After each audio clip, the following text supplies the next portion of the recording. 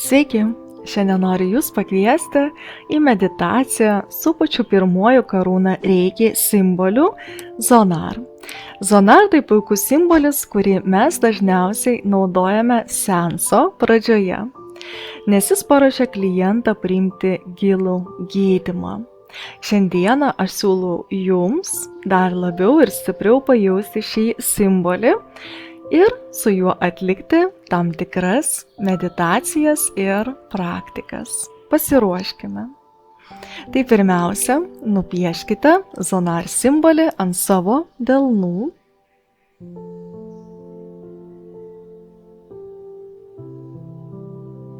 Ir 3 kartus suplokite. Taip mes aktyvuojame delnų čakras ir jau galima pajausti tekančią energiją kaip šilumą.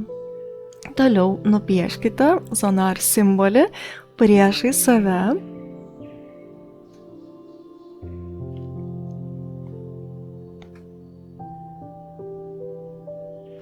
Ir ištarkite jo mantrą 3 kartus viduje arba garsiai.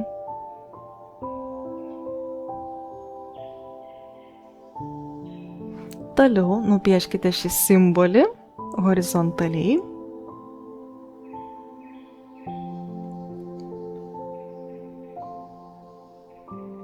Ir ištarkite jo mantrą 3 kartus. Pajauskite, kaip pradeda toliau tekėti reiki energija.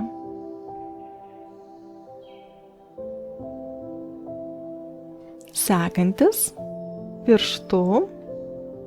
Lygtais ore mes nupiešiame šį simbolį ir ištariame jo mantrą 3 kartus.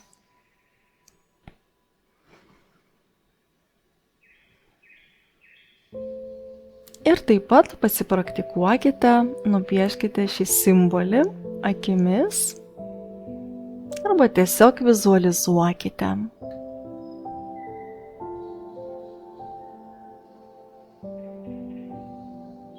Gerai. Ir dabar pradėkime meditaciją su šiuo simboliu, kad dar galėtume stipriau ir labiau pajausti simbolio skleidžiamą energiją ir pajausti, kaip simbolis įsiskverbia į ląstelinį lygmenį ir pradeda gydyti mus ląstelių lygmenyje. Nes mūsų ląstelės, kaip ir mūsų kūnas, yra išmintingas ir jame yra sukaupta visa atmintis, mūsų patirtos traumos, gyvenimo įvykiai, netektis. Ir pačioje pradžioje paprašykite reiki, ką jūs norėtumėte sau išgydyti ląstelių lygmenyje. Galbūt tai bus vaikystės traumos. Gal tai bus transgeneracinė trauma, tai yra, kai iš kartos į kartą eina tam tikri scenarijai. Tai jau būtų darbas daugiau ir su praeitais gyvenimais. Jeigu iš praeitų gyvenimų kažką tai irgi pajaučiate, kad atsinešėte, šis simbolis lygiai taip pat gali padėti.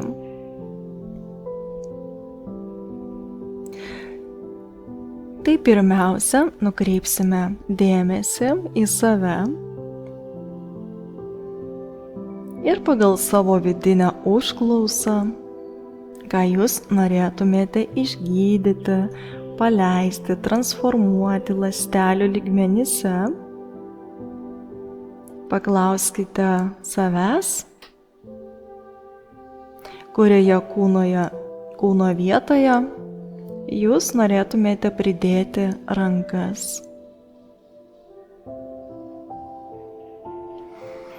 Ir toje vietoje galite tiesiog vizualizuoti Zonar simbolį ir lygiai taip pat ištarti 3 kartus ir pajausti, kaip šio simbolio energija įsiskverbia į ląstelinį lygmenį ir pradeda jūs išlaisvinti nuo visų patirtų gyvenimo traumų. Pradeda gydyti galbūt vaikystės žaizdas, gyvenimo krizės, netektis. Pajauskite, kaip šis simbolis pradeda valyti visą neigiamą informacinę energiją ląstelių lygmenyje.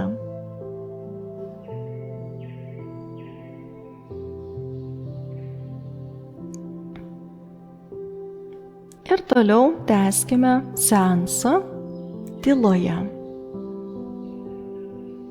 Jeigu jūs pajausite, kad norite pridėti rankas prie kitos kūno vietos ir tai yra susiję su jūsų užklausa, jūs tai galėsite padaryti. Ir toje vietoje taip pat pagal jūsų poreikį vizualizuoti ar nupiešti zonar simbolį.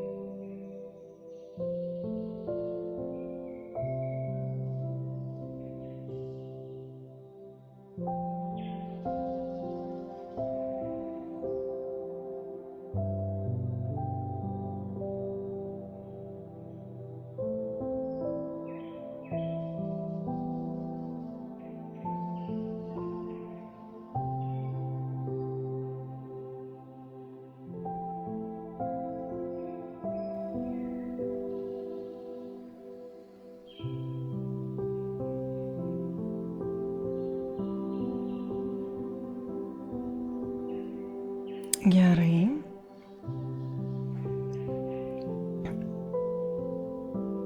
Pajauskite, kaip jaučiasi jūsų kūnas, galbūt ta vieta labiau išlaisvėjo ir harmonizavosi mintis, nurimo protas. Pastebėkite, kaip jūs jaučiatės dabar. Ir pereisime prie sekančios mūsų praktikos dalies. Tai bus 2 variantai, aš pasiūlysiu kelis variantus. Pirmas variantas tai yra praeitų gyvenimų traumų gydymas. Galbūt jūs žinote, kokia tai yra trauma. Aš siūlyčiau, jeigu žinote, tiesiog atskirai dirbti su kiekviena.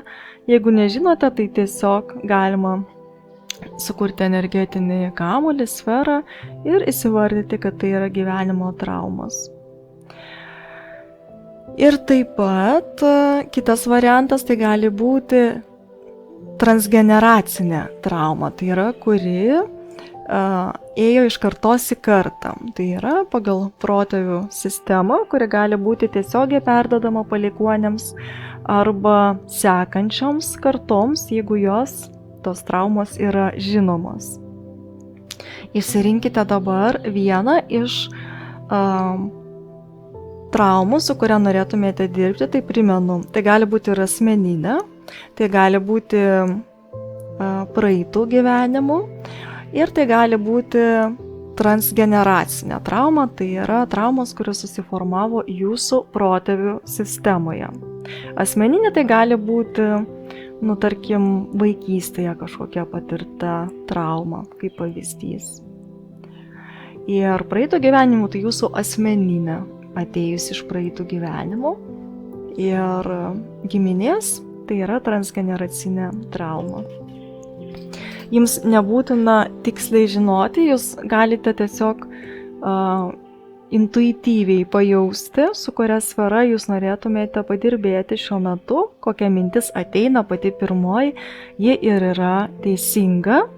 Ir jūs galite tiesiog suformuoti energetinę sferą ir įsivardyti, tarkim, transgeneracinę traumą. O jūsų pasąmonė, susijungusi su jūsų giminės pasąmonė, tai yra dar vienas terminas, yra kolektyvinė pasąmonė, yra individuali pasąmonė ir yra giminės pasąmonės laukas susijungusi ir nupieškime arba tiesiog vizualizuokime Honšas Ešanen simbolį, kuris padės praeiti pro laiko ir erdvės ribas, išeiti iš šių ribų. Užrašome informaciją, tai tiesiog įvedame į tą sferą, tarkim, transgeneracinę traumą. Ir nupiešiame ant viršaus zonar simbolį. Ir paprašome reikia energijos, kad tekėtų ten, kur reikia. Ir mums tai galbūt protų nėra suvokiame, kur ir kaip ir kas atėjo iš kurios kartos ir nuo kurios kartos viskas yra prasidėję. Bet mes intuityviai galime jausti, matyti pasikartojančiose giminės scenarijuose ir tiesiog siųsti reikia energiją tekės ten, kur reikia. Tai pasiruošiam ir pradedam. Ir stebime, kokie gali galbūt iškilti vaizdiniai ar kažkokie kūno pojūčiai, kas vyksta šio seanso metu. Galbūt jūs pajausite ir kažkokius tai dilgčiojimus savo rankose. Toliau leiskite, kad reikia energija tekėtų ir harmonizuotų, išvalytų, padėtų užbaigti pasikartojančius galbūt scenarius ar išgydyti patirtas žaizdas, nes žmogus kartais pats nesuvokia, iš kur iškyla tam tikros baimės, tai gali būti susiję su jūsų protėvių iki galo neišgyventomis traumomis.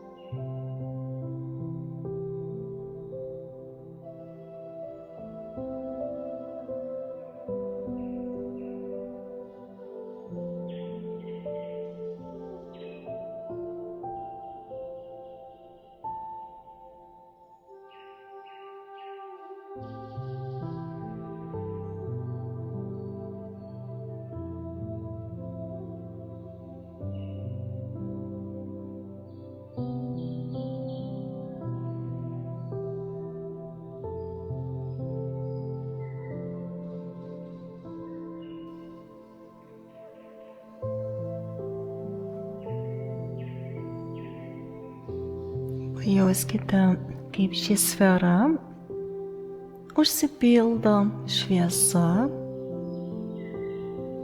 meilė, kaip dabar jaučiasi nuo to, kas buvo pradžioje, ką jūs jautėte tarp savo delnų, arba galbūt buvo kažkoks kitas iškilęs vaizdinys, kaip visą tai pasikeitė, kas įvyko jūsų viduje, galbūt kažkoks pasijautė užsipildymas, atsipalaidavimas. Gal viduje pasidarė lengviau, šviesiau. Jūs galite tęsti ir daryti šią praktiką tiek, kiek jūs jausite, kad jums reikia laiko. Ir pabaigę šią praktiką, seansą, visada padėkokite Reiki energijai. Ir šiandieną noriu dar atlikti vieną praktiką su jumis. Jeigu, pavyzdžiui, jūs jaučiate, kad turite kažkokią tai karminę situaciją ir jums reikia pagalbos, jūs galite visada kreiptis į Arkangelą Gabrielių, kuris gali padėti jums atrasti atsakymus. Pagalvokite, kokia tai galėtų būti situacija, kur jūs norėtumėte gauti patarimo ar kad jums parodytų, kaip geriau išspręsti šią situaciją, arba tai kažkokia būna pasikartojanti gyvenime situacija, pavadinkime karminę situaciją, paprašyti, kad parodytų kelią, kaip ją pabaigti. Reiškia, mes dirbame kaip su geštalto, uždarome visas situacijas, rūpimus klausimus, žaizdas išgydome, kad mums būtų patiems lengviau ir geriau gyventi. Taip, jeigu turite šią situaciją, lygiai taip pat pagalvokite apie ją ir suformuokite energetinę sferą. Pagalvokite apie šią situaciją, kokia tai situacija. Vėl taip pat vizualizuojame arba nupiešiame trečiąjį simbolį, tai yra Honshasa Shonen. Įvedame informaciją, tai tiesiog įrašome, mintimis pagalvojame, kokia tai situacija.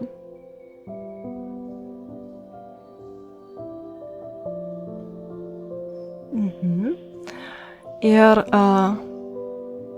paprašome Arkangelo Gabrieliaus pagalbos, galima kreiptis savais žodžiais, kad jums parodytų patį geriausią kelią, kaip šią situaciją išspręsti pačiu geriausiu jums būdu, žiūrint iš aukščiausio taško. Ir tada nupiešiame Zonar simbolį. Ištariame 3 kartus jo pavadinimą ir toliau stebime,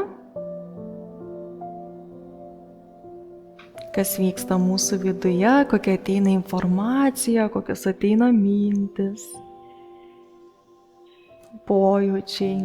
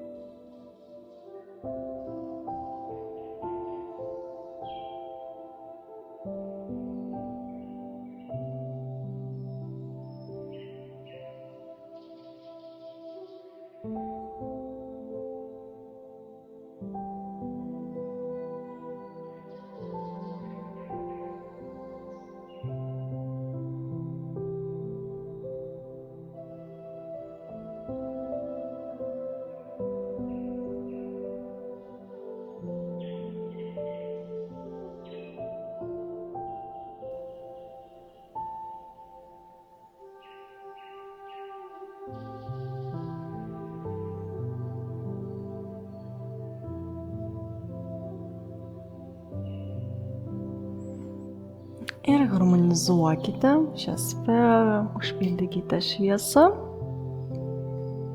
Pakilėkite link dangaus, padėkokite. Leiskite, kad energijos toliau integruotųsi ir jos gali toliau išsipakuoti dienos bėgyje. Reiškia, gali ateiti tam tikros įžvalgos, supratimai.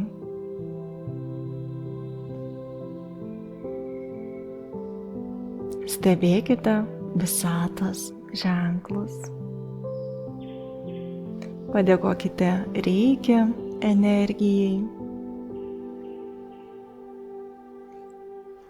Ir ramiai įkvėpkite, su iškvėpimu atsimerkite, atpalaiduokite savo rankas. Dėkoju Jums, kad buvote kartu ir labai lauksiu Jūsų pasidalymų. Šias praktikas galite kartoti arba tiesiog išsirinkti vieną iš jų ir daryti dažniau. Linkiu Jums sėkmės reikia kelyje.